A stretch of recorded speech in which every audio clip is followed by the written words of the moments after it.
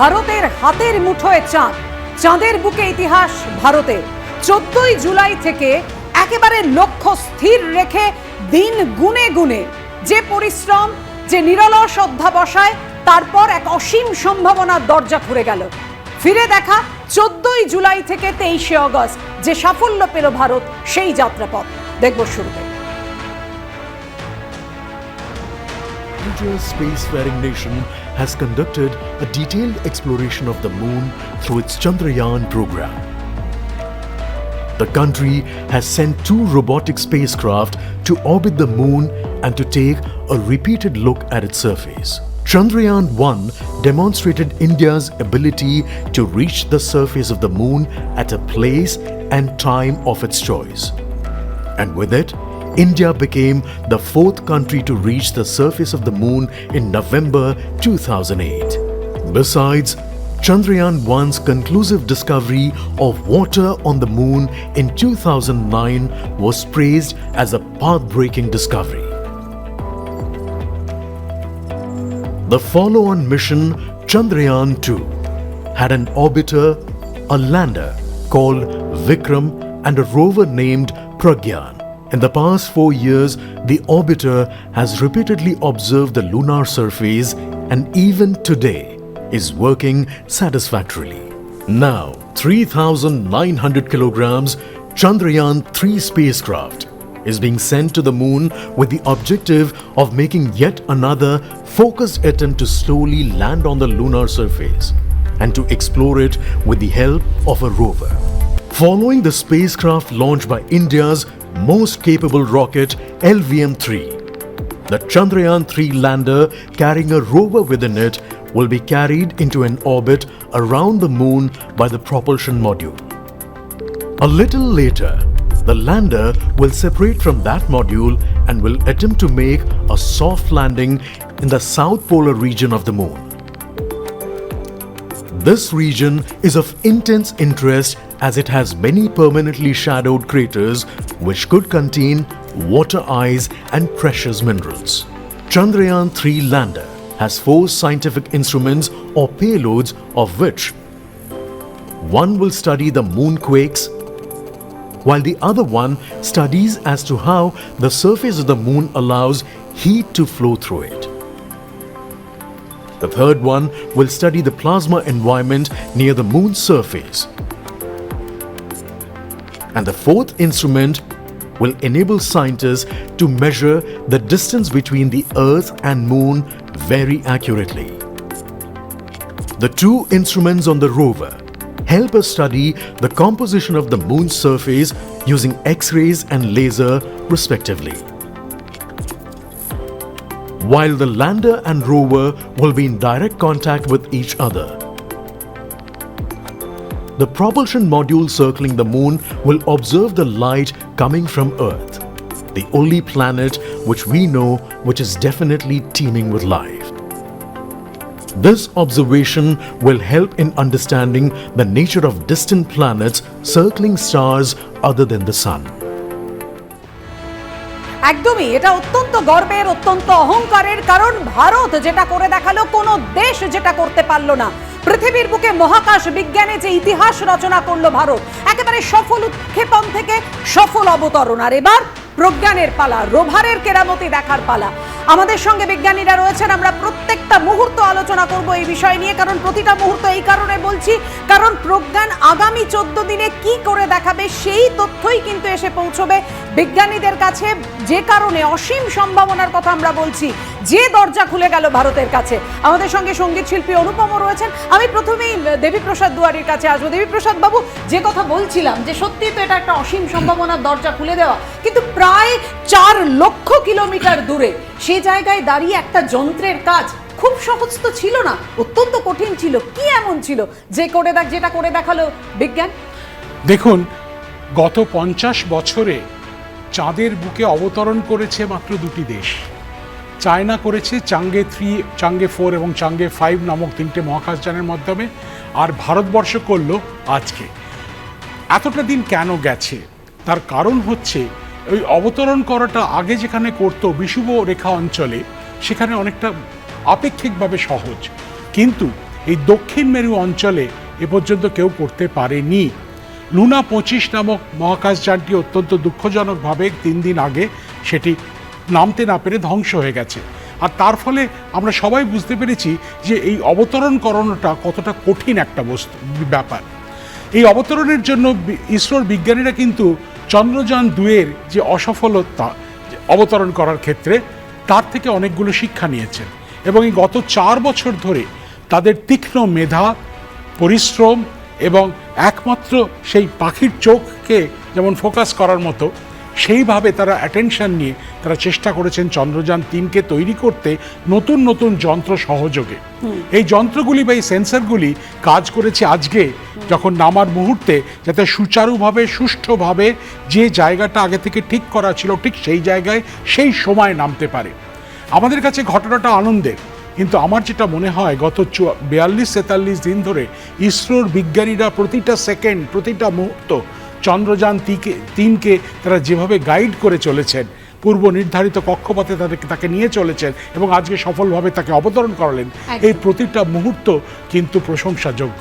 সুতরাং প্রশংসার যোগ্য এবং অভিনন্দনের যোগ্য, এবং সেই কারণে আগামী সময়টা অর্থাৎ যেটা জানা যাচ্ছে যে আর 2 ঘন্টা পরে প্রজ্ঞান তার কাজ শুরু করবে, সেটা কিভাবে শুরু করবে সৌমেন? একেবারেই ও চাঁদ তুই কৃষ্ণকলি বৃষ্টি এলে, ও চাঁদ তুই আশকারা দিস ইসরো গেলে। মানে চাঁদের বুকে ইসরো পৌঁছে গেল, এবার চাঁদ আমাকে আশকারা দেবে, আমাদেরকে আশকারা দেবে, অর্থাৎ চাঁদ সম্পর্কে যাবতীয় রহস্য এবার উদ্ঘাটিত হবে। কিন্তু প্রশ্ন হচ্ছে যে 2019 সালে চন্দ্রযান 2 ব্যর্থ হওয়ার পর কি এমন ম্যাজিক ঘটে গেল যে ইসরো এই অসাধারণকে অবিশ্বাস্য ঘটনাকে সম্ভব করলো? আমাদের সঙ্গে রয়েছেন ইসরোর প্রাক্তন ডিরেক্টর তপন মিশ্র। মিশ্র, 2019 সালে যখন চন্দ্রযান 2 ব্যর্থ হয়, আমরা সেই সময় দেখেছিলাম প্রধানমন্ত্রী নরেন্দ্র মোদীকে জড়িয়ে ধরে কাঁদতে তৎকালীন চেয়ারম্যানকে। সেইখান থেকে ঘুরে দাঁড়িয়ে এই ধরনের একটা অবিশ্বাস্য ব্যাপারকে সম্ভব করে দেওয়া, শুধু তাই নয়, একেবারে ইজি স্মুথ ল্যান্ডিং কী করে সম্ভব? এর থেকে তো গর্বের কিছু হতে পারে না। দেখুন, ইসরোতে অ্যাকচুয়ালি আমরা কারো ব্যর্থতা ধরি না, আমরা ধরি সেটা একটা শিক্ষার উপায়। কারণ যেটা আগে কেউ করেনি, প্রথম করতে গেলে অনেক কিছু শিখতে হয়, হোঁচট খেতে হয়। আর এই যে হোঁচট খেয়ে ওঠাটা, এটা সবচেয়ে বড় ব্যাপার। আর যেটা ওখান থেকে যে 3টে বড় শিক্ষা হয়েছে, একটা হচ্ছে যে এই নামার জন্য 3 ধরনের sensor, total 8 quantity large number. একটা হচ্ছে যে laser velocity meter, radar altimeter, আর একটা ছিল this camera, hazard detection camera, এবং তার অ্যালগোরিদম। কিন্তু তখন যে অ্যালগোরিদম ছিল যে যদি একটা ফেইলিওর করে, it is to go into contingency mode. এখন যেটা করেছিল যে ইভেন ইফ যদি 3টে ফেইলিওর করেও যায়, তাহলে পরেও এটা নিজে নিজেই অবতরণ করতে পারে তার অনবোর্ড নেভিগেশন সিস্টেমের থ্রু দিয়ে। সেটা অ্যাকুরেটলি ক্যালিব্রেটেড হয় এবং তাদের নিজে নেমে যেতে পারে। অর্থাৎ যে আগে যেটা ছিল যে সাকসেস সেন্ট্রিক ডিজাইন, এবারের ডিজাইনটা ছিল ফেইলিওর সেন্ট্রিক ডিজাইন, যে যত ধরনের পসিবল ফেইলিওর সেই কেসটাকে কী করে ঠিক হয়। আর সেকেন্ড হয় যে গতবারে একটু ফুয়েল শর্টেজ পড়েছিল, এবারে 300 কেজি ফুয়েল এক্সট্রা রাখা হয়েছিল যদি দরকার পড়ে কন্টিনজেন্সির জন্য। আর তৃতীয়ত, গতবারে একটা পঞ্চম ইঞ্জিন জোড়া হয়েছিল সেন্ট্রালি, এবং সেটা লাস্ট মোমেন্ট জোড়া হয়েছিল। একটা এর জন্য এই প্রজেক্ট শুরু হয় 2011-12 সময় প্রজেক্টটা চন্দ্রযান 2 শুরু হয়, কিন্তু যে 5th ইঞ্জিন যেটা জোড়া হয় সেটা 2018-তে। অনেকে অর্থাৎ এবারে সেটাকে বিদায় করে দেওয়া হয়েছে। শিক্ষা দিয়ে নিখুঁত পরিকল্পনার মধ্য দিয়ে একটা অবিশ্বাস্য কাণ্ড ঘটিয়ে ফেললো ইসরো, যে জন্য গোটা বিশ্ব আজ ভারতকে ইসরোকে কুর্নিশ করছে। যেরকম আপনাদের বললাম যে গতবার তৎকালীন ইসরোর চেয়ারম্যানকে পিঠ চাপড়ে সান্ত্বনা দিয়েছিলেন প্রধানমন্ত্রী নরেন্দ্র মোদী, আর এবার প্রধানমন্ত্রী ভারতের চন্দ্রজয়ের পরে জোহানেসবার্গ থেকে ইসরো চেয়ারম্যানকে ফোন করে অভিনন্দন জানালেন। ব্রিক্স সম্মেলনে যোগ দিতে দক্ষিণ আফ্রিকায় রয়েছেন নরেন্দ্র মোদী, সেখান থেকেই সরাসরি ফোন।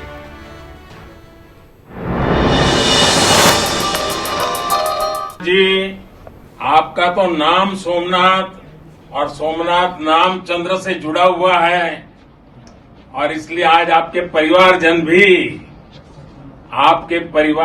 भी बहुत आनंदित होंगे।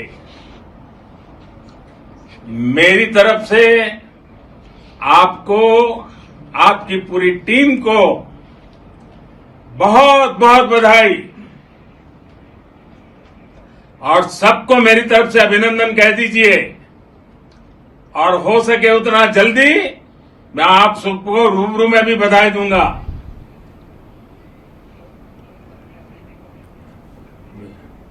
बहुत बहुत शुभकामनाएं और बहुत बहुत बधाई। আর আজকের এই অসাধারণ সাফল্যের পর উচ্ছ্বসিত ইসরো ডিরেক্টর কি বলছেন শোনাব আপনাদের। The success of Chandrayaan 3 meaning for the future exploration, I think it's all clear to you. I don't have to tell. See, when it is such a tough journey for going to moon and landing, soft landing, which is very difficult for any nation to achieve today, even with the advancement of technology, and we achieving it in just two missions. The first mission had a narrow miss, and now we achieved it so perfectly. It gives confidence to configure missions to not only going to moon, going to Mars, sometimes land on the Mars, maybe in the future going to Venus and other planets, and also sometimes go beyond asteroids and others. We should think about it. I think চাঁদে এখন ভোরের আলো ফুটে গেছে আর সেই ভোরের আলোয় প্রজ্ঞান কি কাজ করবে, কারণ আর 2 ঘন্টার অপেক্ষাও বোধহয় আর বেশি নেই, কারণ 8টা বেজে গিয়েছে। অর্থাৎ প্রজ্ঞান তো তাহলে এই মুহূর্তে কাজ শুরু করে দিয়েছে। দেবাশিস মজুমদার বিজ্ঞানী আমাদের সঙ্গে রয়েছেন। দেবাশিস বাবু আসবো, কিন্তু এই মুহূর্তে দেখতে পাচ্ছি ইসরো থেকে পাঠানো চাঁদের প্রথম ছবি চন্দ্রযান 3, যে ছবি প্রথম পাঠিয়েছে চাঁদের, এই মুহূর্তে দেখতে পাচ্ছেন আপনারা চন্দ্রযান 3 এর পাঠানো চাঁদের প্রথম ছবি। দেবাশিস বাবু আপনি যদি একটু ব্যাখ্যা করেন। আমরা এখানে কিন্তু দেখতে পাচ্ছি এই বিক্রম ল্যান্ডারের একটা লেক এবং তার সাথে চাঁদের মাটি, এই জায়গাটা একটু দেখা যাচ্ছে সমতল, সেটা দেখেই তো নেবেছে। আচ্ছা, এবার যেটা বলছিলেন প্রজ্ঞান বেরিয়ে কি করবে, প্রজ্ঞান বেরিয়ে 2টো পেলোড আছে। একটা হচ্ছে লিপস, যেটাকে বলা হয় লেজার ইনডিউসড ব্রেকডাউন স্পেকট্রোস্কোপ, আরেকটা হচ্ছে alpha particle X-ray and X-ray spectroscopy. তা দুটোই অ্যাকচুয়ালি একটা স্পেকট্রোস্কোপ আর একটা স্পেকট্রোমিটার, পরেরটা স্পেকট্রোমিটার, দুটোই কিন্তু প্রথমটা দেখবে মিনারেল কি আছে এবং মিনারেলের কম্পোজিশনটা কী, আর দ্বিতীয়টা আলফা পার্টিকেল এক্স-রে স্পেকট্রোমিটার, সেইটা একটা একটা করে কেমিক্যালের খোঁজ করবে এবং সেটা করবে ওই আলফা পার্টিকেল স্ক্যাটারিং দিয়ে। আলফা পার্টিকেল কিছুর উপর পড়লে আমরা পড়েছি আগেই রাদারফোর্ড স্ক্যাটারিং যেরকম হয় সেরকম অ্যাটমের ওপর পড়ে স্ক্যাটার করবে এবং সেই স্ক্যাটার্ড আলফা পার্টিকেল মাপবে, অথবা আলফা পার্টিকেল প্রোটন ইজেক্ট করবে এবং সেই প্রোটনের এনার্জি থেকে চিনবে যে কি এলিমেন্ট রয়েছে। এবং আরেকটা হচ্ছে এক্স-রে, এক্স-রেতেও তাই, এক্স-রে ডিফ্র্যাকশন ইত্যাদি করে দেখবে যে কি এলিমেন্ট রয়েছে।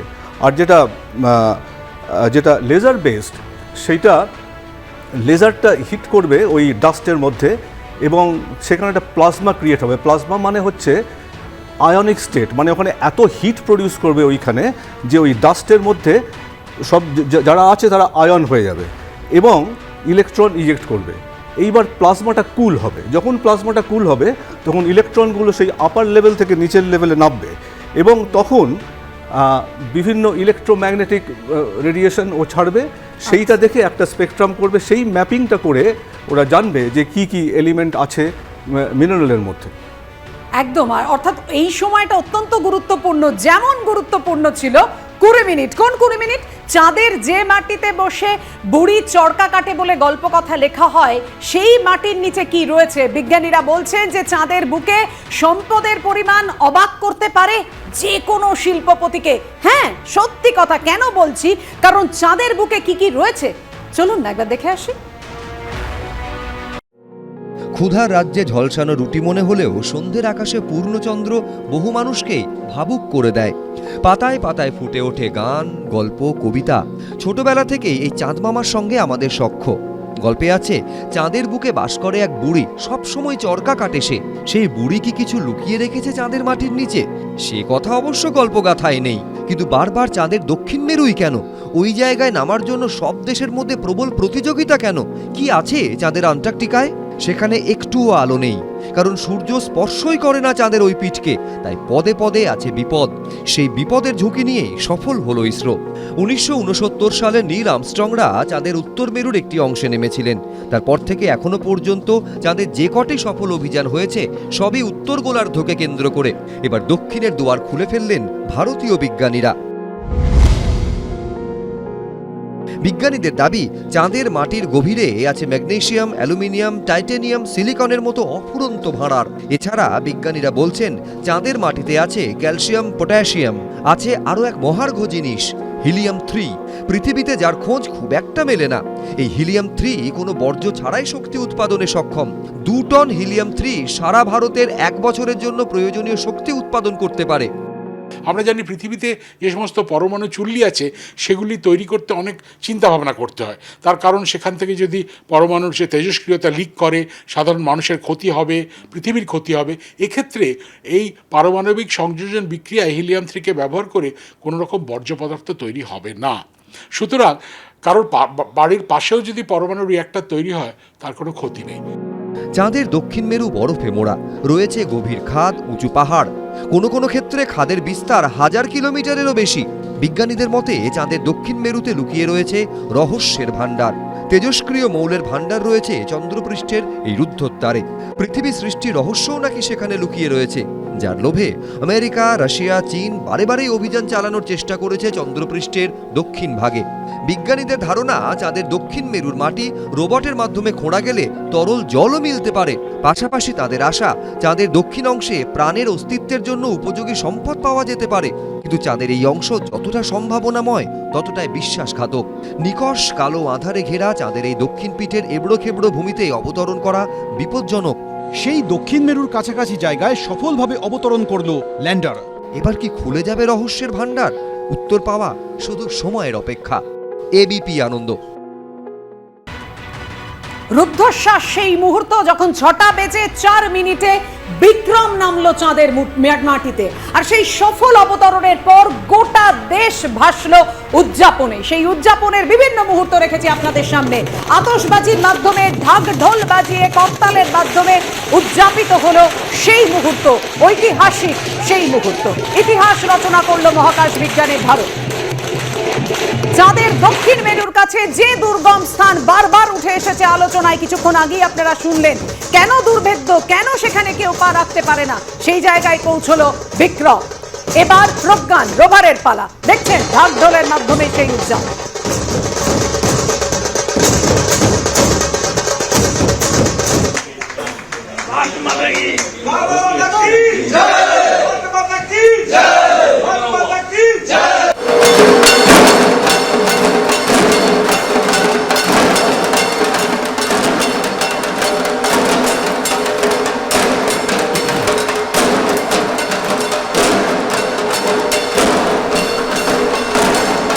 ওয়েবসাইট থেকে 5:20 থেকে 6:04 পর্যন্ত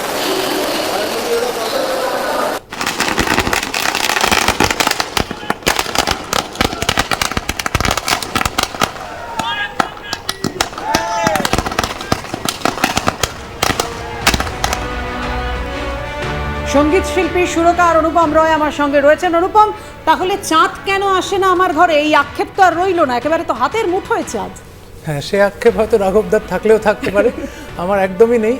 আজকে ভীষণ ভীষণ আনন্দের দিন, এবং এই যে মানুষের ভেতরে একটা অন্বেষণের ইচ্ছে, একটা খোঁজার ইচ্ছে, এই খুঁজতে খুঁজতে মানুষ চাঁদেও পৌঁছে গেছে। আগেও পৌঁছেছে, আমাদের চন্দ্রযানের অভিযান শুরু হয়েছিল 2008 থেকে, এবং একের পর এক তৃতীয় অভিযানে যে এই সফলতা, সেটা ভীষণ ভীষণভাবে আনন্দ দেয়। আমরা কৃতজ্ঞ ইসরোর সায়েন্টিস্টদের কাছে যারা অক্লান্ত পরিশ্রম করে। আমরা জানি যে আমাদের দেশের যে ট্যালেন্ট, যে যারা শিক্ষা নেয় এবং কলেজ ইউনিভার্সিটিতে যায়, তারপর অধিকাংশই মানে একটা বড় সংখ্যক তারা দেশ ছেড়ে চলে যায়, পড়ে থাকে, অনেকেই পড়ে থাকে, তবে একটা বড় সংখ্যা চলে যায়। কিন্তু তারা চলে যাওয়ার পরেও আমাদের দেশের সায়েন্টিস্ট যারা ইসরোতে কাজ করছে, এবং তারা তাদের এই চেষ্টায় এই যে সফলতা, এই সাফল্য আমাদের কাছে খুবই খুবই আনন্দের এবং খুব গৌরবের। একটু সুরের মুহূর্ত তৈরি না হলে কি করে হয়? কারণ এই উদযাপনের মুহূর্ত আমরা তো চাই এটা একদম স্মরণীয় হয়ে থাক। অনুপম, আমার মূলত সবই দুঃখের গান, সুতরাং আজকে এই আনন্দের দিনে দুঃখের গানকে কি করবো আমি জানি না। না, তোমার অনেক আনন্দের গান আছে, তবে চাঁদ নিয়ে খুব একটা গান নেই। আশার কথা শোনাও, ভালোবাসার কথা শোনাও, সাফল্যের কথা শোনাও। না, রিসেন্টলি একটা গান করেছিলাম, তাতে চাঁদ আছে, কিন্তু অন্য পরিপ্রেক্ষিতে। কুয়াশা ভেজা নামছে সিঁড়ি, অনেক নিচে জল, সেখানে এক ফালি চাঁদ ভাসছে, করছে টলমল, তাকে বাঁচাবো বলে জলে নেমেও বাঁচাতে পারি না। ধন্যবাদ। বাহ, অসাধারণ। কিন্তু আমরা বাঁচালাম আর কি? আমাদের যে আশঙ্কা ছিল, আমি দেবীপ্রসাদ বাবুর কাছে আসবো, আমাদের যে আশঙ্কা ছিল যে কোথাও কিছু হয়ে যাবে না তো, না, সমস্ত আশঙ্কাকে একবারে ধূলিসাৎ করে বিজ্ঞান জয়রথ ছোটালো। আর সেই বিক্রমের জয়রথের পর এবার প্রজ্ঞানের পালা। দেবীপ্রসাদ বাবু বলছিল অনুপম যে কুয়াশার কথা, কিন্তু সেই কুয়াশা পেরিয়ে তো ভোরের আলো ফুটেছে, এখন তো সূর্যোদয়। দেবীপ্রসাদ বাবু, সেই সূর্যের আলোতে এবার তো প্রজ্ঞান তার রসদ সংগ্রহ করবে। হ্যাঁ, আমরা জানি যে চাঁদের একটা দিন পৃথিবীর 14 দিনের সমান। আর এই যে আজকে নামানো হলো, এই সময়টা নামানো হলো, তার কারণ হচ্ছে ঠিক এই সময় কিন্তু চাঁদে দিন শুরু হচ্ছে। দিন শুরু হওয়ার সঙ্গে তাৎপর্যটা কি? কেননা আমরা জানি যে বিক্রম নামক অবতরণকারী যান এবং প্রজ্ঞানের দুটোর উপরই কিন্তু সৌর প্যানেল রয়েছে। সেই সৌর প্যানেলে সূর্যের আলো পড়লে তবেই বিদ্যুৎ উৎপাদন হবে এবং সেই শক্তির মাধ্যমে বিভিন্ন যন্ত্র যেগুলো শুনলেন সেগুলো কাজ করবে। সুতরাং সেই জন্যই প্রজ্ঞান প্রথমে নেমে কিন্তু সঙ্গে সঙ্গে ঘুরে বেড়াতে শুরু করবে না।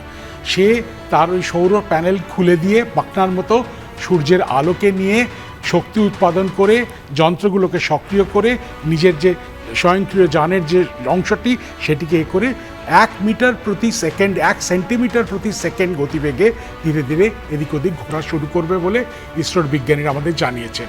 সুতরাং তারপরেই শুরু হবে আসল বিজ্ঞানের কাজ। আর একটা জিনিস আমি যে আপনাদের বলতে চাই যে আজকে যে ভারতের অবদান, ভারতের জয়, আমার মনে হয় আজকে বিজ্ঞানের জয়। আমার মনে হয় আজকে ভারতীয় বিজ্ঞানীদের জয়, প্রযুক্তির জয়। শুধুমাত্র ভারত নয়, ভারত বলতে আমরা শুধু দেশ বোঝাই না, এখানে আমাদের মেধা, আমাদের চেষ্টা, আমাদের আত্মনির্ভর হওয়ার প্রচেষ্টা, সমস্ত কিছুর একটা যেন নতুন মোড় নিল আজকে। তার জন্যই দেখছেন সারা ভারতবর্ষ জুড়ে বিভিন্ন জায়গায় লোকের আনন্দ, এই উচ্ছ্বাস, এই উন্মাদনা কিসের? ভারতীয়তা বোধের। একদম। এবং সেই সঙ্গে বোধহয় এই বিশ্বাসেরও জয় যে লক্ষ্য স্থির যদি থাকে সাফল্য আসবেই। সৌমেন, একেবারে ঘড়ি কাটা ঠিক সন্ধ্যে 6:04 যখন আঁচছিল তখন ইসরোর উচ্ছ্বাস, গোটা দেশ জুড়ে উচ্ছ্বাস। আর সেই উচ্ছ্বাসের সঙ্গী হলেন জোহানেসবার্গ থেকে, সুদূর জোহানেসবার্গ থেকে প্রধানমন্ত্রী নরেন্দ্র মোদী। সেখান থেকেও তিনি ইসরোর প্রত্যেকটি বিজ্ঞানীকে শুভেচ্ছা জানালেন, অভিনন্দন জানালেন। কি বললেন প্রধানমন্ত্রী, রাখবো আপনাদের সামনে।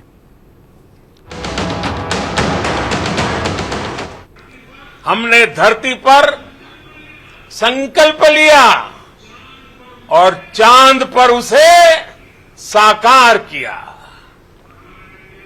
और हमारे वैज्ञानिक साथियों ने भी कहा, India is now on the moon. आज हम अंतरिक्ष में नए भारत की नई उड़ान के साक्षी बने। नया इतिहास बनते ही हर भारतीय जश्न में डूब गया है। हर घर में उत्सव शुरू हो गया है। मैं टीम चंद्रयान को, इसरो को और देश के सभी वैज्ञानिकों को जी जान से बहुत बहुत बधाई देता हूं, जिन्होंने इस पल के लिए वर्षों तक इतना परिश्रम किया है। इस अद्भुत पल के लिए मैं 140 करोड़ देशवासियों को भी कोटि कोटि बधाइयां देता हूं। मेरे परिवारजनों, हमारे वैज्ञानिकों के परिश्रम और प्रतिभा से भारत चंद्रमा के उस दक्षिणी ध्रुव पर पहुंचा है जहां आज तक दुनिया का कोई भी देश नहीं पहुंच सका। अब आज के बाद से चांद से जुड़े मिथक बदल जाएंगे, कथानक भी बदल जाएंगे और नई पीढ़ी के लिए कहावतें भी बदल जाएगी। भारत में तो हम सभी लोग धरती को मां कहते हैं और चांद को मामा बुलाते हैं। कभी कहा जाता था चंदा मामा बहुत दूर के हैं। चंदा मामा बहुत दूर के हैं। अब एक दिन वो भी आएगा जब बच्चे कहा करेंगे चंदा मामा बस एक टूर के हैं। Friends, on this joyous occasion, I would like to address all the people of the world, the people of every country and region. India's successful moon mission is not just India's alone. This is a year in which the world is witnessing India's G20 presidency. Our approach of one earth, one family, one future নিঃসন্দেহে ভারতের এই mission যুগ যুগ ধরে চিরস্মরণীয় হয়ে রইল। Mister মিশ্র, একটা বিষয় দেখুন যে আমরা যে সেফ ল্যান্ডিং এবং সফট ল্যান্ডিংয়ের কথা বলছি, এই পার্টিকুলার যেটা মানে শেষ 20 মিনিটের মধ্যে সবথেকে গুরুত্বপূর্ণ পর্যায়, এই সফট ল্যান্ডিং এবং সেফ ল্যান্ডিং এই কৃতিত্বটাও কিন্তু ভারত পুরোপুরি ছিনিয়ে নিল, যে কারণে আগামী দিনে মহাকাশ বিজ্ঞান চর্চার ক্ষেত্রে আন্তর্জাতিক যে সংস্থাগুলি রয়েছে তারা ভাবতে বাধ্য হবে যে ইসরো কীভাবে এই সফট ল্যান্ডিং এবং সেফ ল্যান্ডিং করিয়েছিল। দেখুন, এখানে এই সাউথ পোলে অবতরণ করতে গিয়ে ইসরায়েলিরা ফেলিওর হয়েছিল, জাপানিজরা ফেলিওর হয়েছিল, রিসেন্টলি রাশিয়ান এবং আমরাও ফেলিওর হয়েছিলাম। সুতরাং এই নয় যে সবাই খুব পিছিয়ে, কিন্তু তাদের ভাগ্য সাথে দেয়নি, কিছু না কিছু ভুল ছিল। কিন্তু এইবারে ইসরোর কৃতিত্ব হচ্ছে যে সমস্ত যে কটা ভুল ছিল বা যেটা কিছু সীমিত ক্ষমতা ছিল সেগুলোকে পুরোপুরিভাবে নতুনভাবে করেছে।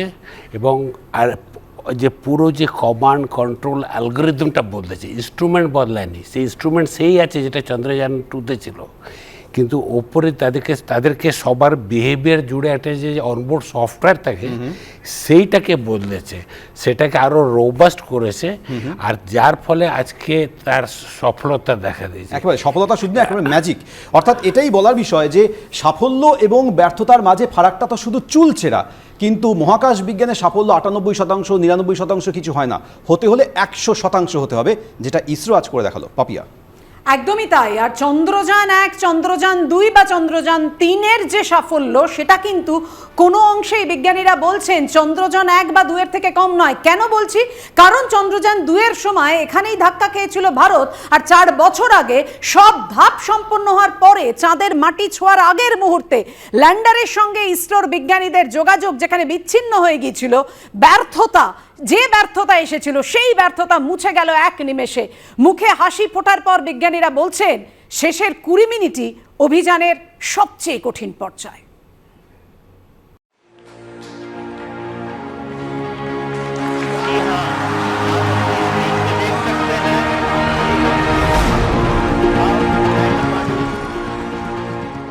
14 জুলাই থেকে 23 আগস্ট অন্ধ্রপ্রদেশের শ্রীহরিকোটার সতীশ ধাওয়ান স্পেস সেন্টার থেকে চাঁদের দুয়ারে পাখির পালকের মতো ভাসতে ভাসতে চাঁদের মাটি স্পর্শ করল চন্দ্রযান 3।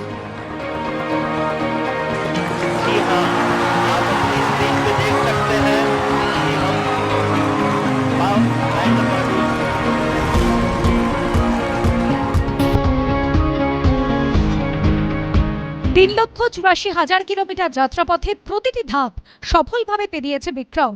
পৃথিবীর মায়াটান কাটিয়ে 5 আগস্ট চাঁদের কক্ষপথে ঢোকে সে। 19 আগস্ট মূল যান থেকে বিচ্ছিন্ন হয়ে পেটে রোভার প্রজ্ঞানকে নিয়ে চন্দ্রপৃষ্ঠের দিকে রওনা হয় ল্যান্ডার। তারপর সেই মহেন্দ্রক্ষণ। বিজ্ঞানীরা বলছেন চাঁদের সফট ল্যান্ডিং শুনতে যতটা সফট, বাস্তবে তা আদৌ নয়, বরং শেষের 20 মিনিটে সবচেয়ে বড় চ্যালেঞ্জ।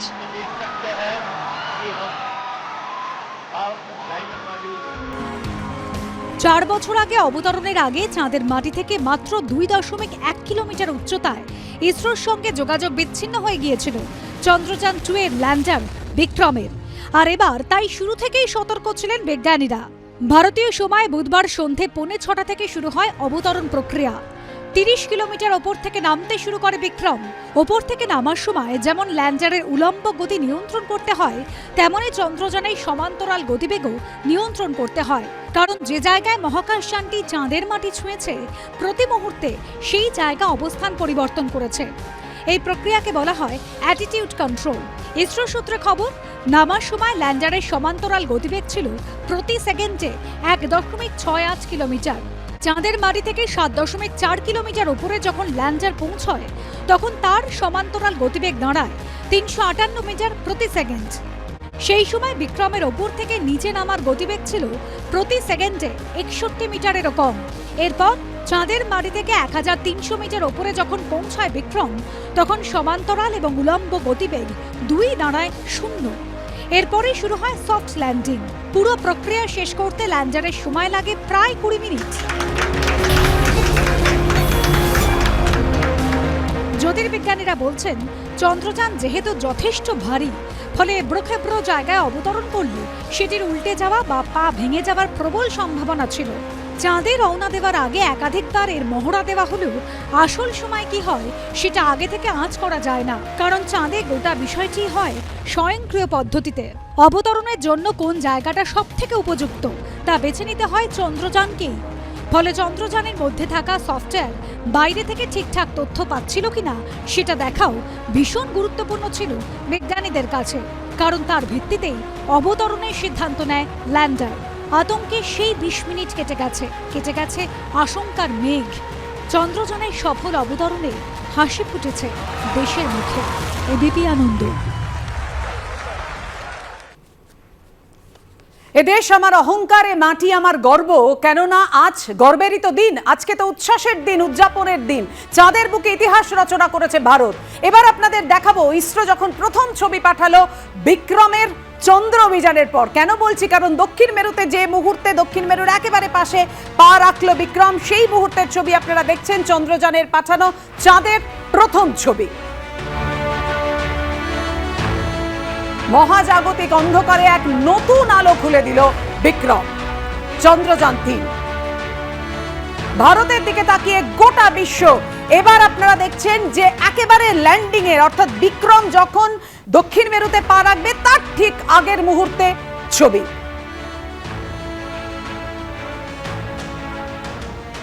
আমি দেবাশিস বাবুর কাছে আসবো।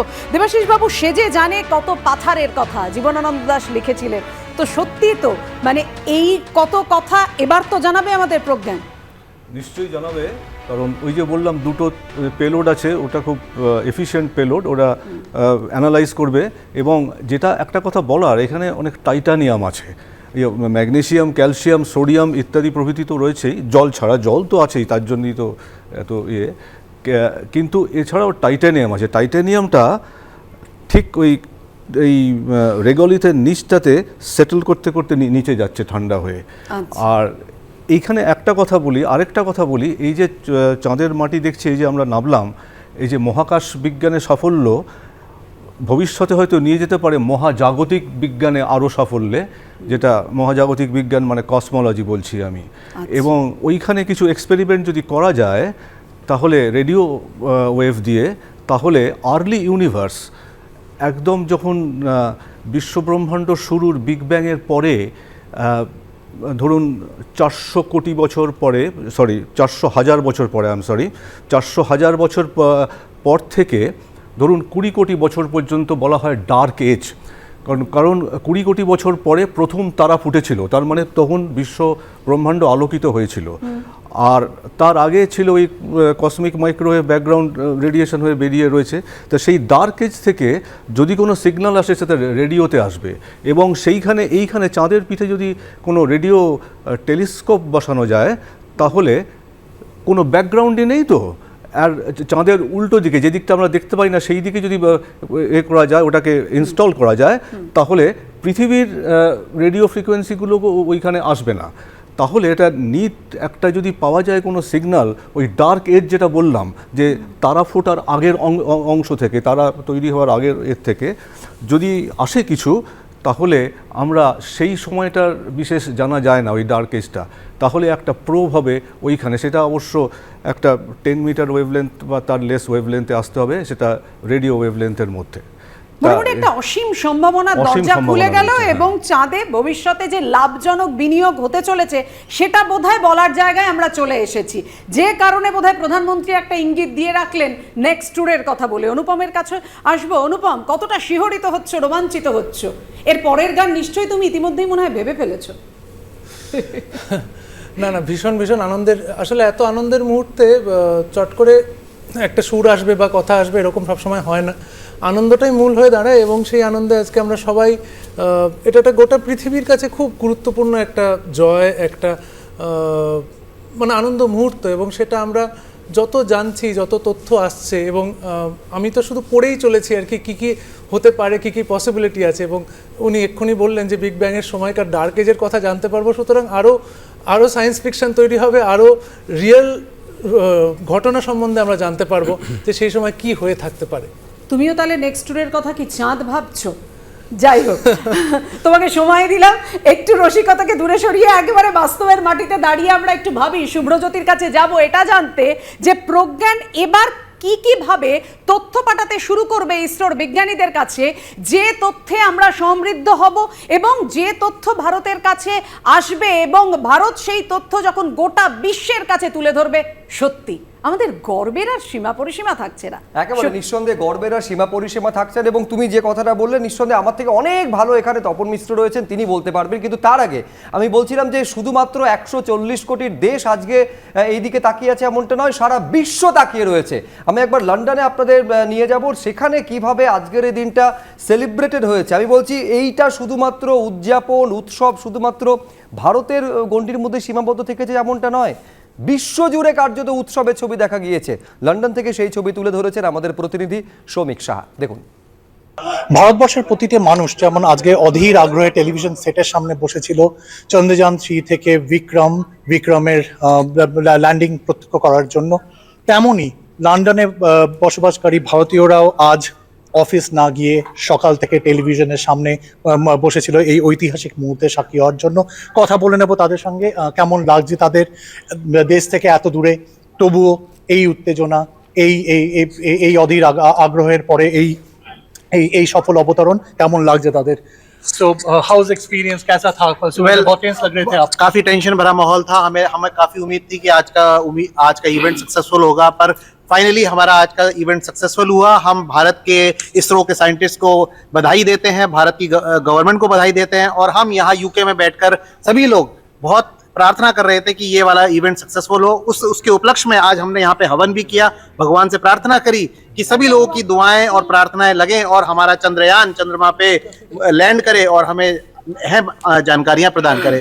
तो मैं सभी भारतवासियों को, हम सभी लोगों की तरफ से बहुत बहुत बधाई देता हूँ, शुभकामनाएं देता हूँ। भारत माता की जय। এখানে সব বয়সের মানুষ আজকে জড়ো হয়েছিল, যেমন বয়স্করা আছেন, বাচ্চারাও আজকে আজ সকাল থেকে টেলিভিশনের সামনে আজকে স্কুল না গিয়ে বসেছিল। তাদের সঙ্গে কথা বলে নেব। How was experience? What do you think about the Chandrayaan landing? The Chandrayaan landing, it's like the second attempt for India to land make a soft landing on the moon. As like recently, like a couple of days ago, Russia had tried to land on the moon with the Luna 25, but unfortunately it crashed. And India was the first one to land on the South Pole. So it's a very proud moment for India. I'm going to celebrate by all my joy I can make, and I'm going to keep remembering this day because it's a very proud moment for me and all the Indians who are in this world. Bharat माता की जय। भारत माता की जय। भारत माता की जय। भारत माता की जय। भारत माता की जय। যেই মুহূর্তে ল্যান্ডার বিক্রম চাঁদের দক্ষিণ মেরুর মাটি ছোঁয়, সেই মুহূর্তে ভারতবর্ষের মতোই লন্ডনের আকাশ বাতাসও ভারত মাতা কি জয়, বন্দে মাতারমের আওয়াজে ভরে ওঠে। এখানকার ভারতীয়রাও আনন্দে উচ্ছ্বাসে মেতে ওঠে যেই মুহূর্তে বিক্রম চাঁদের মাটি ছোঁয়। আজকে লন্ডন থেকে সৌমিক সাহা, এবিপি আনন্দ। আমি তপন মিশ্রের কাছে আসবো। আমি তপনবাবু, আমি এর আগেও আলোচনার মধ্যে আমি বলছিলাম বারবার যে ইসরোই সেই মুহূর্ত, মানে ধরুন 6টা 4 5টার পর থেকে ওই সময় যারা ওখানে বিজ্ঞানীরা বসে রয়েছেন তাদের অনুভূতি কেমন হচ্ছে সেটা বোধহয় সব থেকে ভালো এখানে বসে আপনি অনুভব করতে পেরেছেন, এ বিষয়ে কোনো দ্বিমত থাকতে পারে না।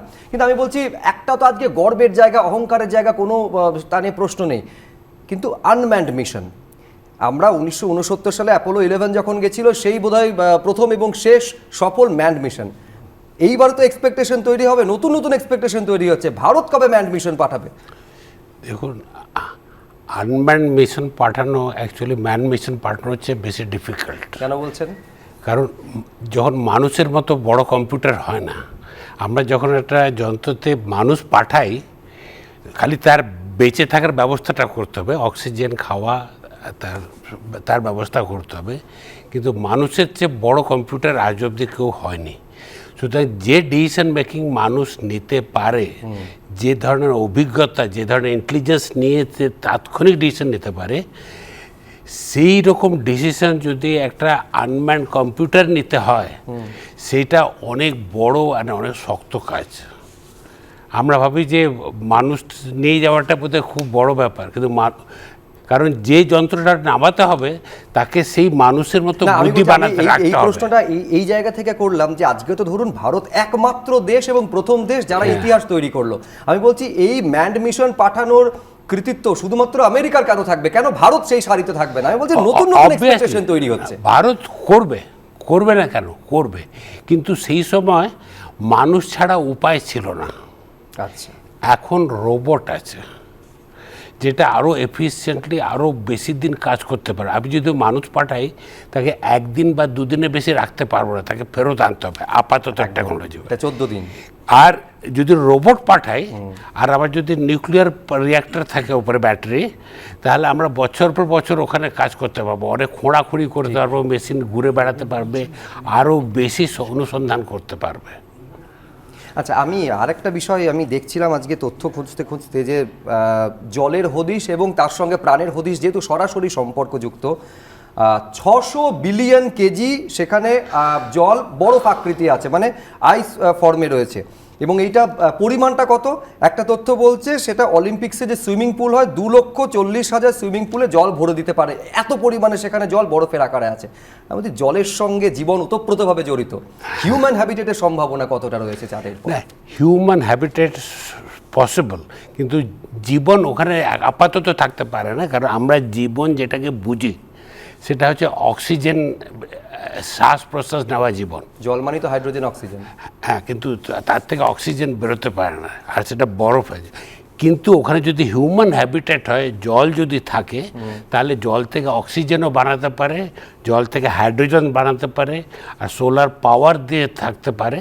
তো এই সুবিধাটা মানুষ ওখানে থাকতে পারে। তবে তাকে একটা বড় বেলুন বা একটা বড় খাঁচার মধ্যে থাকতে হবে, কারণ তারা আমাদের মতো সহজে যেরকম বেড়াতে পারে সেরকম নয়।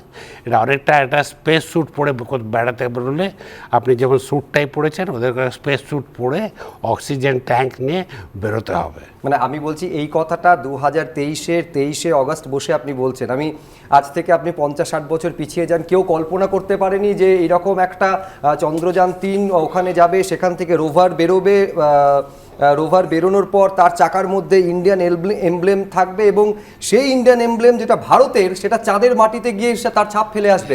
ফলে যেটা আজকে আপাত দৃষ্টিতে অসম্ভব বলে মনে হচ্ছে বা কঠিন বলে মনে হচ্ছে, হতে পারে 50-60 বছর পর। অবশ্যই হবে। আমার যেমন বদ্ধমূল ধারণা, আমি আপনাকে সত্যি করে বলছি যে আমরা যে মানুষ, এই যে মানুষ, এটাই একটা বড় আশ্চর্য। কি করে অনলি 46 ক্রোমোজোমে আমরা এতটা ডিফারেন্ট, এত অদ্ভুত মেশিন ভগবান বানিয়েছেন। কারণ একটা জিনিস যেটা আমরা বানাতে পারি না, সেটা ভগবানই বানাতে পারে। আমরা একটা জায়গায় লিমিটের বাইরে বেরিয়ে চলে গেলে আমরা ভগবানকে বিশ্বাস করতে হয়। কিন্তু ভাবুন, আপনি আমি হয়তো আর কারোর বানানো রোবট নয় তো। 23 জোড়া ক্রোমোজোমের কথা বলছিলেন তপনবাবু, কিন্তু ঠিক এই 23 জোড়া ক্রোমোজোম কি পরিমাণে বিজ্ঞানীদের মধ্যে তার মেধা এবং উৎকর্ষকে কোন জায়গায় নিয়ে গিয়েছে, যার জন্য মাত্র 315 কোটি টাকা খরচ করে এই রকম একটা আপাত দৃষ্টিতে অবিশ্বাস্য একটা কাজকে তারা সক্ষম করে দেখিয়েছেন, এবং যেটা কোনো দেশ পারেনি পৃথিবীতে, সেইটা ভারতবর্ষের বিজ্ঞানীরা করে দেখিয়েছেন কুর্নিশ তাদের।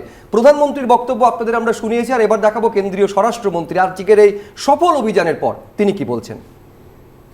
चंद्रयान 3 की पूरी टीम को बहुत मन से बधाई देना चाहता हूं, साधुवाद देना चाहता हूं, और मोदी जी को भी बहुत बधाई देना चाहता हूं कि अमृतकाल की शुरुआत में ही चंद्रयान ने जो मंगलाचरण किया है वो सारे देश के लिए शुभम होगा, मंगल होगा, इसका हम सबको भरोसा है। 1440 দিনের নিরলস পরিশ্রমকে সবাই কুর্নিশ জানাচ্ছেন বিজ্ঞানীদের, বলছেন সত্যি অভাবনীয় সাফল্য। আমি দেবীপ্রসাদ বাবুর কাছে আসবো। বিশ্বের কাছে ভারতের এই সাফল্য কতটা ল্যান্ডমার্ক হয়ে রইল, এবং ভারতের নেক্সট স্টেপ আপনারা কি ভাবছেন, আপনারা বিজ্ঞানী হিসেবে কি ভাবছেন? না, সারা বিশ্বের কাছে এটা আজকে একটা অত্যন্ত আমার মনে হয় আনন্দের দিন। তার কারণ আমরা জানি এই অবতরণের কিছু আগে রাশিয়ার রসকসমসের যে প্রধান, তিনি ইসরোর বিজ্ঞানীদেরকে শুভেচ্ছা বার্তা পাঠিয়েছিলেন যে আপনারা যেন সফল হবেন। এবং এই যে আমরা যে ট্র্যাকিং হবে, ইসরোর বিজ্ঞানীরা এই চন্দ্রযান 3কে ট্র্যাক করবে বা সেই বিক্রম থেকে যে সংকেত পাবে, তার জন্য সারা পৃথিবীতে কয়েকটা ট্র্যাকিং স্টেশন ঠিক করা হয়েছে। সেখানে নাসার ট্র্যাকিং স্টেশন আছে, European space agency, Indonesian space agency এবং ইউনাইটেড আরব এমিরেটসের। শুধুমাত্র ভারতের এমনটা না, শুধুমাত্র কেন, 24 ঘন্টা থেকে তো ট্র্যাক করতে হবে, তার থেকে সংকেত পাঠাতে হবে। সুতরাং সারা বিশ্ব কিন্তু এই নিয়ে উৎসাহিত। আর মনে রাখতে হবে চন্দ্রযান 1 সে কিন্তু জানিয়েছিল প্রথম 60,000 কোটি লিটার জলীয় বরফের উপস্থিতির কথা। সুতরাং চন্দ্রযান 3-এর এই বিক্রম যে আরও কিছু নতুন জানাবে না, যার মাধ্যমে সারা পৃথিবীর বিজ্ঞানীরা উৎসাহিত হয়ে আরও নতুন কিছু করবেন, সেটা কিন্তু বোঝাই যাচ্ছে। আর মানুষ পাঠানোর কথা হচ্ছিল, হ্যাঁ মানুষ নিশ্চয়ই একদিন যাবে, এই আর্টেমিস মিশনে নাসা থেকে নভোশ্চরেরা নামবে, কিন্তু আমার মনে হয় যে রোবোটিক মিশন সেগুলো হয়তো আগামী প্রজন্ম তারা সেইভাবে দেখবে। ভারতবর্ষকে পিছিয়ে আছে ব্যাপারে একদম না। মনে রাখতে হবে যে গগনযান ভারতবর্ষ পাঠাবে, তার প্রথম 2টি অভিযানে কোনো মানুষ থাকবে না, একটি রোবট, একটি মেয়ের মতো দেখতে রোবট, তার নাম ভিয়ম মিত্র, ভিয়ম মানে মহাকাশ, মিত্র মানে বন্ধু, তার নাম দেওয়া হয়েছে। এবং তার সারা শরীরে বিভিন্ন সেন্সারের মাধ্যমে দেখা হবে যে ওই অবস্থায়, ওই পরিবেশে মানব শরীরের উপর কিভাবে প্রভাব পড়তে পারে, এবং সেই কিন্তু কন্ট্রোল করে চালাবে গগনযানকে। তাহলে মহাকাশ মিত্রই চালাবে, বোম মিত্র বা মহাকাশ মিত্রই চালাবে গগনযান প্রথম এবং দ্বিতীয় ফ্লাইট। তৃতীয় ফ্লাইটে মানে মহাকাশ বন্ধু হতে চলেছে আমাদের পরম বন্ধু। চাঁদের কাছ থেকে আমাদের যা যা জানার আছে সব মহাকাশ বন্ধু এবার জানাবেন, যেমনটা দেবীপ্রসাদ বাবু বলছিলেন। কিন্তু চন্দ্রযান 2-এর ব্যর্থতা মুছে গিয়ে যে সাফল্যের উজ্জ্বল আলো আমরা দেখলাম, বিশ্বের মহাকাশ বিজ্ঞানের ইতিহাসে বিপ্লব ঘটিয়ে দেশের নাম উজ্জ্বল করলো ইসরো। এবার তাহলে কি নেক্সট স্টেপ, কি কিভাবে কাজ করবে বিক্রম ও রোভার, দেখো। শেষের 20 মিনিট সাফল্যের সঙ্গে উতরে গেছে ইসরো। চাঁদের ঘরে প্রবেশ করেছে চন্দ্রযান। বিশ্বের মহাকাশ বিজ্ঞানের ইতিহাসে বিপ্লব ঘটিয়েছে ইসরো। রাশিয়া ব্যর্থ হবার পরই ভারতের সামনে খুলে গিয়েছিল বড় সম্ভাবনা। সেই সম্ভাবনাকে কাজে লাগিয়ে সফল হলো ইসরো। মুছে গেল চন্দ্রযান 2-এর ব্যর্থতা। কিন্তু এরপর কি? চাঁদে অবতরণের পর এবার ল্যান্ডার বিক্রমের ভেতর থেকে বেরিয়ে আসবে রোভার প্রজ্ঞান। চাঁদের পিঠে ঘুরে ঘুরে বৈজ্ঞানিক পরীক্ষা নিরীক্ষার কাজ করবে, দেখবে চাঁদের মাটির গভীরে কোথায় কি আছে। বুধবার থেকেই শুরু হলো চন্দ্রদিন, অর্থাৎ চাঁদের দিন। ওই সময় চাঁদের ওই প্রান্তে পড়বে সূর্যের হালকা আলো। সেই আলোকে কাজে লাগিয়ে পৃথিবীর হিসেবে মাত্র 14 দিন যা চাঁদের নিরিখে এক চন্দ্রদিন কাজ করবে চন্দ্রযান 3। বিক্রম ল্যান্ডারে রয়েছে 3টি পেলোড। তার মধ্যে রম্ভা এলপি চন্দ্রপৃষ্ঠের প্লাজমার ঘনত্ব এবং সময়ের সঙ্গে তার পরিবর্তন পরিমাপ করবে। চন্দ্রা সারফেস থার্মোফিজিক্যাল এক্সপেরিমেন্ট বা চেস্ট চাঁদের দক্ষিণ মেরু অঞ্চলের কাছাকাছি তাপমাত্রাগত বৈশিষ্ট্যের পরিমাপ করবে। এবং instrument for lunar seismic activity বা ILS-এ অবতরণ স্থানের চারপাশে কম্পন পরিমাপ এবং চাঁদের মাটি ও আবরণের গঠন নিয়ে পরীক্ষা নিরীক্ষা চালাবে। অন্যদিকে চাঁদের বায়ুমণ্ডলের মৌলিক গঠনের উপর তথ্য সংগ্রহ করবে 4 চাকার রোভার। রোভার চন্দ্রপৃষ্ঠের মৌলিক গঠন বোঝার পাশাপাশি চাঁদে থাকা পাথরের রাসায়নিক উপাদান নিয়ে পরীক্ষা চালাবে। কিন্তু এত সব করতে হবে মাত্র 14 দিনে। জ্যোতির্বিজ্ঞানীদের মতে চাঁদের দক্ষিণ গোলার্ধে যে জায়গায় সূর্যের আলো পড়ে না সেখানে তাপমাত্রা হিমাঙ্কের 200 ডিগ্রি নিচে। এই অংশে বরফের আকারে জল থাকতে পারে। উত্তর গোলার্ধের মাটি ও পাথর পৃথিবীতে এনে গবেষণা করেছে 3টি দেশ, কিন্তু দক্ষিণ গোলার্ধ অনেকটাই অচেনা। সেই অচেনাকে চিনবে রোভার। এবিপি আনন্দ। বিদেশ থেকেও চন্দ্রযানে চোখ রেখেছে বুমরারা। আয়ারল্যান্ডে ক্রিকেট খেলতে গিয়ে অর্থাৎ ম্যাচ খেলতে গিয়ে আজকে ভারতের সবাই আপনারা দেখছেন সেই ক্রিকেট টিমকে যারা খেলতে নামা রাখে আজকে চন্দ্রযান 3-এর দিকে তাদের চোখ ছিল। কিভাবে চন্দ্রযান 3 পা রাখলো সেই সাফল্যের উদযাপন তারা করছেন আয়ারল্যান্ডের বিরুদ্ধে। একেবারেই চাপ মুক্ত ভারতীয় দল, কারণ তাদের উদযাপন দেখেই সেটা স্পষ্ট। আমি অনুপমের কাছে আসব। অনুপম, এই যে উদযাপন, এটা তোমরা যখন ধরো একেবারে তোমার পড়ার সময় থেকে শুরু করে আমি বলছি তোমার সঙ্গীত জীবনের ক্ষেত্র, সেই সাফল্য কি কোনো ক্ষেত্রে আলাদা করতে পারবে, নাকি একই রকম ভাবে দেখছো এই সর্বত্র গোটা পৃথিবীতে ভারতের যে সাফল্য উদযাপিত হচ্ছে, যে যেখানে যে কোনায় যেখানে ভারতীয়রা রয়েছে? এটা অ্যাকচুয়ালি একটা অন্যভাবে দেখার চেষ্টা করি। আমরা যখন ছোটবেলায় পড়াশোনা শুরু করি এবং সমাজে আস্তে আস্তে আসি, আমরা খুব ইন্ডিভিজুয়ালি ভাবি আর কি, যে আমি পড়াশোনা করছি, আমি এটা জানছি, আমি এভাবে এগোচ্ছি। কিন্তু আলটিমেটলি এটা একটা হিউম্যান কাইন্ডের জিনিস এবং এখানে একটা কমিউনিটির একটা বড় জায়গা আছে। কারণ এখানে একটা মানুষের আইডিয়া বা একটা মানুষের কিছুতে হচ্ছে না এই বড় কাজটা।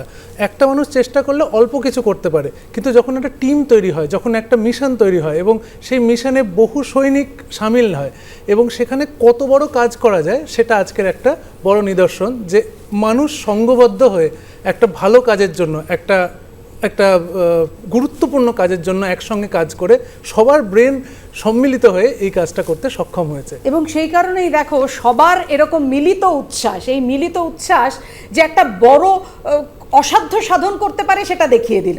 তাই ঠিক, ডেফিনেটলি। এবার তো একটা গান হতেই হবে। আরে ঘুরে ফিরে তোমাকে কিছুতেই ছাড়া যাবে না। আরে ভাবেই মুখের চাদরে পরিচিত হাতের আদরে, সুখে থাক রাত পরিদের স্নান, ঠোঁটে নিয়ে বেঁচে থাকার গান। বেঁচে থাকার গান চলতে থাকুক এবং চন্দ্র অভিযান চলতে থাকুক। একেবারে এই চন্দ্র অভিযান থেকে বা যে চন্দ্রযান 3 ইতিমধ্যে ছবি পাঠানো শুরু করেছে এবং তারপর অ্যানালিসিস করে করে যে তথ্য পাঠাবে সেই তথ্য নিঃসন্দেহে আগামী দিনে দিগন্ত খুলে দিতে পারে। কিন্তু আমি এইখানে তপনবাবু আপনার থেকে জানতে চাইছি, এটা তো ধরুন 14 দিনের, তার কারণ একটা লুনার ডে মানে হচ্ছে 14টা আর্থ ডে। এই 14 দিন আমাদের পৃথিবীর হিসেব মতন সে কাজ চালিয়ে গেল। What next? তারপরে কি হবে? দেখুন, যে এই যখন রাত্রি হয় চন্দ্রে, সে আমাদের এখানকার মতো 27 ডিগ্রি হয় না, সেটা -140 থেকে -230 ডিগ্রি সেন্টিগ্রেড হয়। সেই টেম্পারেচারে এখনকার যেগুলো ইলেকট্রনিক্স বানানো হয়েছে সেগুলো বাঁচতে পারে। যদি বেঁচে বেরিয়ে আসে সেটা ভাগ্য ভালো। যেমন লুনারতে ছিল কি, ওতে একটা নিউক্লিয়ার ব্যাটারি ছিল যেটা ওই কোল্ড পিরিয়ডে সেটাকে পেলোডটাকে গরম রাখতো যাতে ইলেকট্রনিক্সগুলো ভেঙে টুকরো টুকরো না হয়ে যায়। সুতরাং আমি আশা করি ইসরো সমস্ত প্রিকশন নিয়েছে, মিনিমাল হিট ম্যানেজমেন্ট নিয়েছে। হয়তো এই যদি একটা রাত থেকে আবার যদি বেঁচে ফেরত আসতে পারে, এটা সাফল্য, এটা একটা বড় সাফল্য হবে। কিন্তু অরিজিনাল প্ল্যান হচ্ছে ওনলি 14 দিনের লাইফের, মানে 14 দিন পর তাহলে এই ল্যান্ডার বলুন, রোভার বলুন ইত্যাদিগুলো আর মানে কোনো কার্যক্ষমতা থাকবে না। হ্যাঁ, ধরুন কার্যক্ষমতা না থাকলে ইলেকট্রনিক্সগুলো নষ্ট হয়ে যেতে পারে, মেটালগুলো ক্র্যাক করে যেতে পারে সবে। কিন্তু আমার বিশ্বাস আছে, কারণ knowing ISRO they have a certain খরগোশ ইন দ্য ক্যাপ। আমি ভাবছি মানে কি পরিমাণে আশা আপনার মনে সঞ্চার করেছে। আমি নিশ্চিত যে আমাদের 140 কোটি ভারতবাসী মনে সঞ্চার করেছে যে এই 14 দিন পর তারা আবার ফিরে আসতে পারে। আমার কেমন যেন বিশ্বাস হচ্ছে যে সেটা ফেরত আসতে পারে। আমি ভুল হতে পারি, কিন্তু আশা রাখবো। আর যদি ফেরত আসতে পারে সেটা we must give ISRO a big credit. It is no joke. একেবারে আজকে ভারতীয় বিজ্ঞানীরা, ইসরোর বিজ্ঞানীরা যে অসাধ্য সাধন করেছেন, তারপরে কোথাও গিয়ে যেন আমাদেরও মনে হচ্ছে কোনো কিছুই আর অসম্ভব নয়। যে কথা তপনবাবু বলছিলেন যে 14 দিন পর ওই -230 ডিগ্রি মতন, ওই -230 ডিগ্রিতে কার্যক্ষমতা কোনো কিছু থাকতে পারে না, কিন্তু এটাও অসম্ভব নয়। তপনবাবুর মতন অনেকেই আমরা বিশ্বাস করি যে একেবারে সব কিছু ঠিকঠাক থাকবে, হয়তো আবার ফিরেও আসতে পারে পৃথিবীতে, এবং তা যদি হয় নিঃসন্দেহে আর একটা ইতিহাস সৃষ্টি করবে ভারতবর্ষ। আমরা চাই ভারতবর্ষ একের পর এক এইভাবে মাইলস্টোন তৈরি করে যাক, ইতিহাস তৈরি করে যাক, এবং জগৎ সবাই শ্রেষ্ঠ আসন যেমন আজকে ভারত লাভ করেছে আগামী দিনেও লাভ করুক। আমাদের আলোচনা এইখানে শেষ করব। সকলকে ধন্যবাদ জানাবো। একটা ছোট্ট বিরতিতে যাব। বিরতিতে যেতে যেতে আপনাদের দেখাবো গতির দৌড়ে ব্যর্থ হয়েছে 47 বছর বাদে চাঁদে মহাকাশযান পাঠানো রাশিয়ার মহাকাশযান লুনা 25 ব্যর্থ হয়ে গেছে। চাঁদের বুকে ভেঙে পড়েছে মহাকাশযান লুনা 25, আর সেখানে চাঁদের মাটিতে সফলভাবে পা রাখলো ভারতীয় মহাকাশ গবেষণা সংস্থার তৈরি এই চন্দ্রযান 3। কিন্তু কিভাবে সাফল্য এলো চন্দ্রযান 3-এর, দেখুন। ভারত হাতে চাঁদ পেল, পুতিনের দেশ পেল না। 47 বছর পর চাঁদে অভিযান চালালেও কেন ব্যর্থতায় মুখ ঢাকতে হলো মস্কোকে? এখন এটাই সবথেকে বড় প্রশ্ন। বেপরোয়া গতিতে ভারতকে টেক্কা দিতে চলেছে রাশিয়া। মহাকাশে কি সেই গতির বলি হলো রুশ মহাকাশযান লুনা 25? 21 আগস্ট 2023 সোমবার চাঁদে নামার কথা ছিল রুশ মহাকাশযানের, কিন্তু আগের দিনেই ঘটে বিপত্তি। রবিবার রাশিয়ার মহাকাশ গবেষণা সংস্থা রসকসমসের তরফে জানানো হয়েছে লুনা 25 চাঁদের মাটিতে ধাক্কা খেয়ে ভেঙে পড়েছে। কিভাবে এই দুর্ঘটনা ঘটলো তা খতিয়ে দেখতে গঠন করা হয়েছে তদন্ত কমিটি। রাশিয়া যে লুনা 25কে পাঠিয়েছিল এবং যার নাকি চন্দ্রযানের আগে দুদিন আগেই নেমে পড়ার কথা, সেটি পুরোপুরি ভেঙে গেছে। এটি অত্যন্ত দুঃখজনক ঘটনা একটা। মনে রাখতে হবে প্রতিটি দেশ প্রচণ্ড চেষ্টা করে তারা সফলভাবে চন্দ্রপৃষ্ঠে অবতরণ করার চেষ্টা করছে। বিজ্ঞানীরা বলছেন বেপরোয়া গতিই কাল হয়েছে। ভারত যেখানে 41তম দিনে চাঁদের মাটি ছুঁল, সেখানে এত সময় খরচ করতে রাজি ছিল না রাশিয়া। পৃথিবী বা চাঁদের চারপাশে বেশি পাক না খেয়ে সোজা পথে পা রাখতে চেয়েছিল চন্দ্রপৃষ্ঠে, তাই চাঁদের দিকে ঊর্ধ্বশ্বাসে ছুটছিল রাশিয়ার লুনা 25। রুশ মহাকাশ গবেষণা সংস্থা রসকসমস দাবি করেছিল 10 দিনের মধ্যে চাঁদের মাটি ছুঁয়ে ফেলবে তাদের লুনা 25। তার জন্য ব্যবহার করা হয়েছিল বেশি জ্বালানি, ভরসা করা হয়েছিল গতিতে। তাই প্রায় 1 মাস পর গত 11 আগস্ট রওনা হয়েও ভারতের আগে চাঁদের দক্ষিণ মেরু জয়ের স্বপ্ন দেখেছিল মস্কো। চাঁদের একেবারে কাছে পৌঁছেও গিয়েছিল, কিন্তু শেষ মুহূর্তে স্বপ্নভঙ্গ হয়েছে ভ্লাদিমির পুতিনের। শেষবার রাশিয়া চাঁদে লক্ষ্যভেদ করেছিল 1976 সালে। লুনা 24 চাঁদে নেমে চাঁদের মাটির নমুনা সংগ্রহ করে এনেছিল, কিন্তু সে ছিল সোভিয়েত রাশিয়ার কৃতিত্ব। পুতিনের রাশিয়া চাঁদে যাওয়ার প্রথম চেষ্টা করে এই 2023 সালেই। সেই চেষ্টা ব্যর্থ। মার্কিন মহাকাশ সংস্থা নাসার প্রথম মানুষবাহী চন্দ্রযান অ্যাপোলো 11 মাত্র 4 দিনে পৌঁছেছিল চাঁদে। 3 মহাকাশচারী নীল আর্মস্ট্রং, এডউইন অলড্রিন আর মাইকেল কলিন্স পৃথিবীতে ফেরত আসেন উৎক্ষেপণের 8 দিনের মাথায়। ইসরোর চন্দ্রযান 1 সময় নিয়েছিল 77 দিন, চন্দ্রযান 2 সময় নিয়েছিল 48 দিন, আর চন্দ্রযান 3 সময় নিল 40 দিন। কিন্তু যে দূরত্ব 1969 সালে অ্যাপোলো 11 পেরোতে পেরেছিল 4 দিনে, সেই দূরত্ব অতিক্রম করতে 2023 সালেও কেন 40 দিন সময় লাগলো? মহাকাশ বিজ্ঞানীরা বলছেন মূল কারণ জ্বালানির ওজনের তারতম্য। জ্বালানি সহ অ্যাপোলো 11-এর ওজন ছিল প্রায় 2800 টন, কিন্তু ইসরো যে রকেট উৎক্ষেপণ করে তার ওজন জ্বালানি সহ 640 টন। অ্যাপোলো 11-এর মোট ওজনের 80%ই ছিল জ্বালানি। অ্যাপোলোর ল্যান্ডার ইগলের অবতরণ এবং অরবিটারে ফিরে আসা ও শেষে পৃথিবীতে ফিরে আসতে ওই পরিমাণ জ্বালানির দরকার ছিল, আর সেখানে ইসরো চেষ্টা করছে পৃথিবীর মাধ্যাকর্ষণ শক্তিকে ব্যবহার করে কম জ্বালানি খরচ করে চাঁদে পৌঁছতে। এই পদ্ধতিতে রকেট সরাসরি চাঁদের দিকে যায় না, পরিবর্তে একাধিক দীর্ঘ উপবৃত্তাকার কক্ষপথে পৃথিবীর চারপাশে ঘুরতে ঘুরতে মাধ্যাকর্ষণের টান কাটিয়ে বেরোয়। তারপর একইভাবে চাঁদের চারপাশে একাধিক উপবৃত্তাকার পথে ঘুরতে ঘুরতে চাঁদের সঙ্গে দূরত্ব কমায়, শেষে অবতরণ করে। সেজন্যই অ্যাপোলো 11-এর তুলনায় প্রায় 10 গুণ সময় বেশি নিয়েছে চন্দ্রযান 3। সময় বেশি লাগলেও তার ফলে ভারতের খরচও হয়েছে অনেক কম।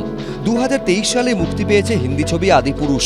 শোনা যায় এই ছবি তৈরিতে খরচ হয়েছে 500 থেকে 600 কোটি টাকা। অস্কারজয়ী RRR ছবির বাজেট ছিল 550 কোটি টাকা। সেখানে ভারত চন্দ্র জয় করল মাত্র 615 কোটি টাকায়, আর যুদ্ধে জর্জরিত রাশিয়ার জলে গেল 17,000 কোটি টাকা, যা ভারতের থেকে প্রায় 28 গুণ বেশি। এবিপি আনন্দ।